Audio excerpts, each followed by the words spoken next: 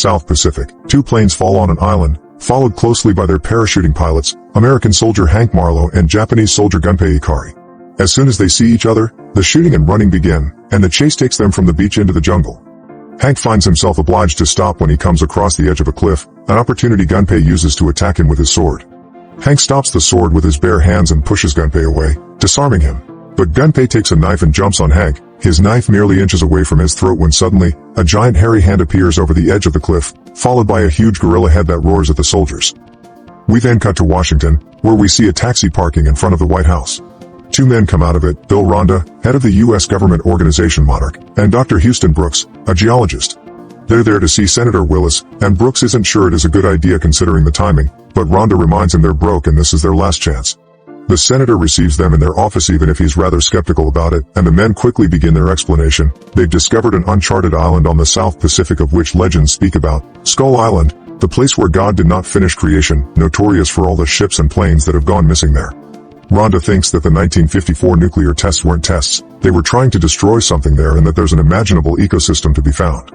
The senator still thinks it's a fairy tale so he leaves his office, but Rhonda and Brooks don't give up in following him with more reasons to do this. There's a mission going nearby soon, so they could piggyback on it, and there are many things they possibly find on the island. Brooks isn't sure what that could be, but whatever it is, they can't let the Russians find it first. That manages to convince the senator, who tells them this will be the last favor he does for them. Rhonda adds they'll need a military escort. We're shown an American airbase in Vietnam next, where all soldiers are getting ready to go home now the war is over. Here we meet officers Glenn Mills, Earl Cole, Reg Slipko, Rellis, and their Lieutenant Colonel, Preston Packard. After some drinking, Packard goes back to his office, where he's checked on by Major Jack Chapman. It seems Chapman already has a job in his future, but Packard feels all his achievements had been for nothing. Later, when night falls, Packard receives a call asking him to join Rhonda's mission. He very gratefully accepts. Meanwhile, in Saigon, Brooks and Rhonda are going to a bar to hire a former Special Air Service captain as their tracker. Inside the bar, they find this man, James Conrad, playing pool and winning money for it. His opponents get angry for losing and try to hurt him, but he quickly knocks them out using the cue stick. A moment later, the three of them are sharing a table and trying to reach a deal. Conrad thinks this expedition is extremely dangerous, so he asks for 5 times the money they're offering plus a bonus if they make it back. They accept. Conrad also wants to know exactly what they're tracking, but Brooks and Rhonda only tell him they want his expertise in exploring dangerous territory.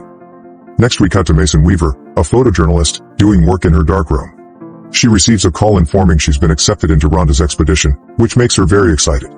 When asked why she's so interested in this, she explains that different sources have all told her all the same thing, which means they're lying. Something must be going on. A couple of days later in Bangkok, all characters are coming together to board the boat. The soldiers aren't very happy with this new mission, since they had been eager to return home when the war ended. Weaver introduces herself to Steve Woodward, a NASA employee, and to Packard, who isn't a fan of her anti-war journalism. The ship finally sets sail when everyone is on board, and all the explorers get together to listen to a talk by another NASA official, Victor Nieves.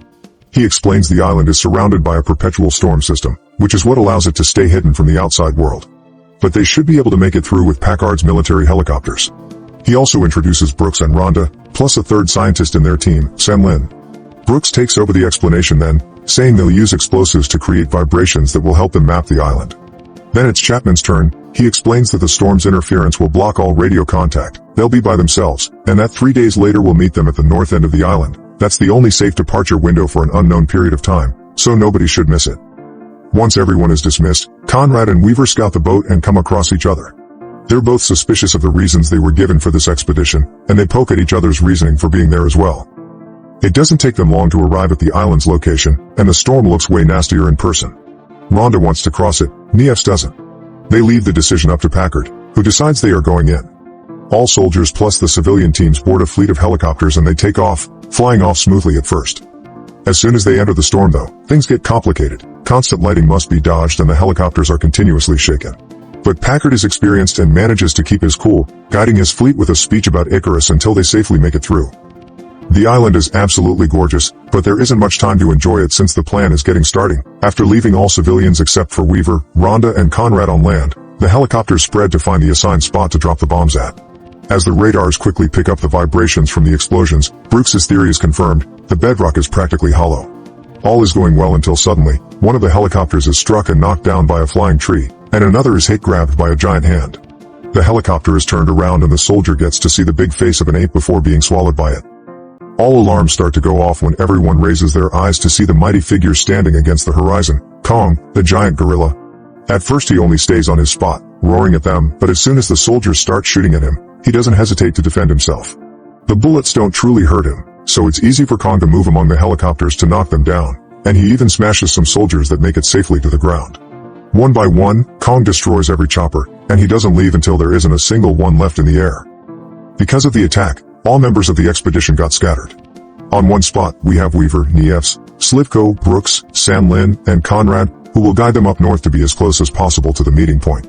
On another spot, Chapman is alone, but he manages to send Packard his position before communication dies. Packard is on yet another spot together with Relis, and when they start moving, they quickly find Coles, Woodward, and a couple more soldiers. Turns out Rhonda is also nearby, so Packard goes to speak to him in private. He points his gun at him and asks for the real reason behind this expedition, so Rhonda explains, monsters exist, and nobody ever believed him. The bombs weren't dropped for geology, they were dropped to shake something out. Many years ago, Rhonda was in a ship that got attacked by a monster. He survived, but the government told his family the ship had sunk in battle, and the public never heard about it. Rhonda's never stopped believing, and now he wants to destroy these beasts before they destroy humanity. He asks Packard to take them home with proof so they can send the cavalry. Packard replies he is the cavalry. Back to Conrad's group, Slivko tries to contact the others to no avail. When they walk by a lake, they encounter a huge bison-like animal that Slivko points his gun at, but Conrad makes him put it down, since the animal isn't attacking them. After staring at them for a moment, the creature turns around and leaves. Meanwhile, Packard and his soldiers are searching for Chapman and the special weapons. As they make their way through the jungle, one of their soldiers is suddenly killed by a large stick in his throat. When they look up, they realize that stick is the leg of a giant spider. The team immediately starts firing at it, which doesn't stop the spider from catching Mills. With a friend in the way, they can't shoot anymore, so they start working on cutting the legs as Mills takes out a knife and starts cutting the limbs that are grabbing him. It takes him some effort, but he succeeds, and as soon as he is dropped on the ground, the team opens fire again, defeating the spider. In the meantime, Conrad's team finds some abandoned ruins. As soon as they take a couple of steps inside, they're surrounded by natives pointing their weapons at them. They point their guns back, but any potential fight is prevented just in time by a man appearing among the natives. It's Hank, the pilot that landed here during World War II. When he says everything is fine, the natives back off, and Hank guides the team into the ruins. Back to Chapman, he's refilling his canteen when he sees Kong arrive. Chapman hides behind a rock and watches the ape drink water and, rather suddenly, reach into the river and grab a giant octopus. The creature tries to squeeze Kong with its tentacles, but Kong proceeds to tear off his limbs and eat them. He leaves dragging the rest of the octopus behind him. In the village, Hank explains to the team that they'll be safe as long as they stay with the natives. There's a huge wall surrounding them, but it isn't there for Kong, it's for the other monsters. Hank takes them to an old shipwreck and inside it, he shows them some old paintings on the rocks. They depict the beliefs of the natives. For thousands of years, they lived in fear of the monsters, until suddenly, some of those creatures started protecting them instead. Kong is considered the king around here and god to these people, and he won't attack unless provoked. It wasn't Kong that killed Gunpei, it was another monster, the skull crawlers, big lizards that live underground and have been awoken by the bombs. Kong usually can handle them just fine, but the biggest one is dangerous. It is the one that killed Kong's family. Conrad changes the subject and tells Hank about the team that will be coming to rescue them in 3 days, but Hank says it'd be impossible to reach the north end of the island in such a short time. At least, not on foot. Meanwhile, Packard's team is walking through a swamp when they see a group of strange birds. They don't attack them, but Packard shoots one anyway, scaring all the others away. The soldiers are getting nervous, unsure if they'll make it in time, but Cole asks them to trust Packard. Back to Conrad and company, they're being told by Hank that he and Gunpei had started to build a boat before Gunpei died. Now the team will help him finish it so they can reach the rescue team in time. While everyone works on the repairs, Weaver interacts with the natives, taking pictures of them. It's then that she hears a noise coming from the other side of the wall, so she goes investigate. It's one of those bison-like creatures that has been caught under a plane. She tries to help it but lacks the strength to move an entire plane by herself. Thankfully Kong arrives and picks it up himself. He stares at her for a short moment before leaving, seemingly approving her actions. During their walk in search of Chapman, Packard's team finds the bloodstain Kong left on a mountain. Now they know the creature can be hurt and even killed. While Conrad's team continues to work on the boat, Chapman still tries to communicate through the radio, but it won't work. He sits on a big trunk to rest, but the trunk moves and reveals it's not a fallen tree, it's a creature that looks like one. Chapman shoots it, which scares it off but also calls the attention of another monster. He barely has time to turn around before a skullcrawler eats him.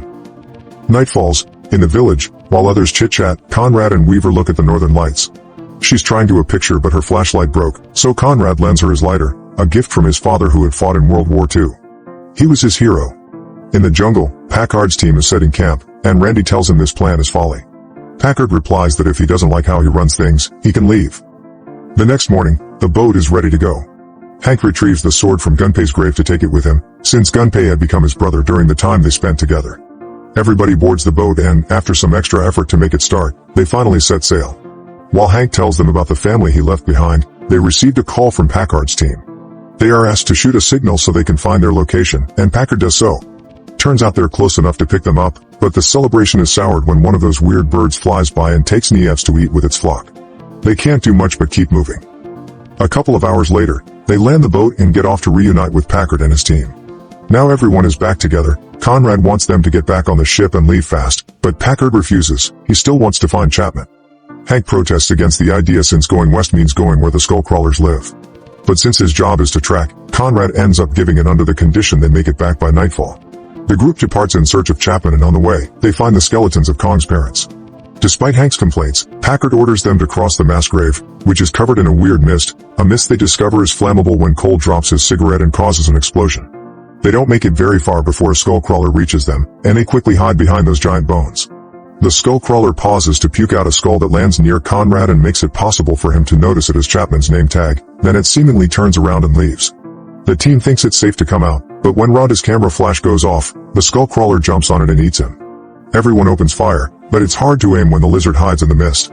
It suddenly shows up in front of Hank, who manages to cut it with a sword before it pushes him out of the way and eats one of the soldiers. It goes after Weaver next, and that's when another soldier turns on his flamethrower against it.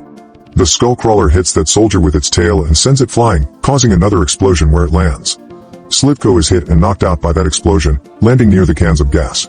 The weird birds from before suddenly show up, and while the soldiers shoot them, Conrad takes Hank's sword and a gas mask that was on the floor and puts it on to enter the leaking gas area. He cuts every bird on the way until he makes it to Slivko, but the skullcrawler has made it to them as well. Luckily Weaver arrives just in time to throw Conrad's lighter at the monster, making it blow up. Once they leave the mass grave behind, Hank reminds Packard what a horrible idea this is, and Conrad informs everyone that Chapman is dead, which he proves by showing the name tag the creature had puked out. But Packard doesn't care. He still wants to reach the crash site to retrieve the explosives in order to kill Kong. Hank, Conrad, the scientists and Weaver try to stop him, explaining Kong is good and had only been defending himself. Packard continues not to listen. Everyone draws their weapons and it seems a fight is about to begin, but Conrad mediates. He tells Packard the location he and his soldier need, but he will take the civilians back to the boat, except Woodward, who goes with the soldiers. They find Chapman's things on the way and retrieve them so they can send them back to his family. Meanwhile, Conrad tells his team to wait a moment because he needs to find high ground. Weaver goes with him. It's nighttime by the time Packard's party finds the weapons and begins working on a trap for Kong that includes flames. We cut back to Conrad and Weaver then, who make it to the edge of a cliff and manage to take a good look at the river and where the boat could possibly be. It's at that moment that Kong visits them, but he doesn't attack because he recognizes Weaver, who now feels brave enough to touch his nose. Kong doesn't seem to mind, but he roars and leaves when he hears the explosion set off by the soldiers. Conrad and Weaver return to their team and send them back to the boat. The scientists do as asked, but Hank joins them when he learns they want to save Kong. Meanwhile, Kong has reached the soldiers and is ready to fight. He runs to them on the water, but Packard throws a torch and starts a ring of fire around the ape. At first it seems Kong is in so much pain that he's unable to move, but eventually he makes it through the flames and smashes Woodward with his hand before falling to the ground. Packard asks his soldiers to place their charges, but we can see in their eyes they're hesitating after seeing Kong suffer. As they all grab the detonators, Conrad, Weaver and Hank arrive to stop them. Soldiers and civilians point their weapons at each other while Packard rants about a soldier's dirty work. The group seems to be at an impasse, at least until Slivko comes through and points at Packard instead. Conrad declares it's over, but he's interrupted by a noise in the water. It's the biggest skullcrawler. Everybody runs away except Packard, who stays behind to turn on the detonator with the intention of killing Kong but ends up being crushed by him when he wakes up. Kong engages the lizard in battle but is soon overpowered. The sun rises as the group makes it to the edge of the island. They send Weaver to fire a flare that Brooks could see while they work on a distraction to buy them some time.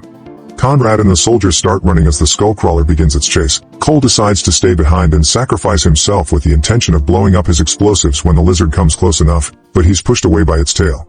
The skullcrawler is about to get the rest of the team when Kong makes a reappearance, punching and smashing the lizard as many times as possible while Weaver reaches a high place and fires that flare.